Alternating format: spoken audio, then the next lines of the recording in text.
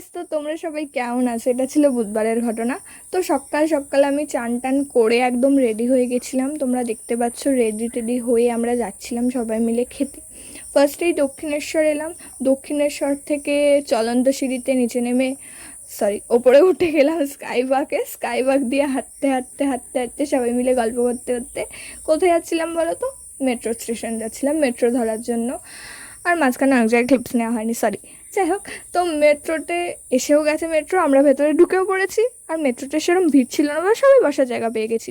এই তো দেখো, তারপর মেট্রো থেকে বেরিয়ে আমরা হাঁটছি আমাদের উদ্দেশ্য গন্তব্যে। গন্তব্য ছিল রেড ফিচের।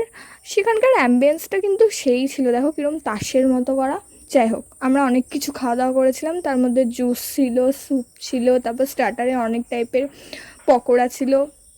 আর মেন কোর্সে ছিল হচ্ছে ফ্রাইড রাইস আর চিলি চিকেন। তবে আমার সবথেকে বেশি স্টার্টারটাই ভালো লেগেছে, কিন্তু সেই খেতে ছিল। আর লাস্টের গোলাপ জামুনটাও সেই লেগেছে আমার।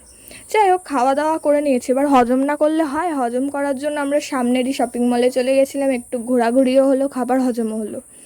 আর তারপর সবথেকে ভালো লেগেছে আমার কোন জায়গাটাতে বলো তো? ওই যে গেমিং জোনটা।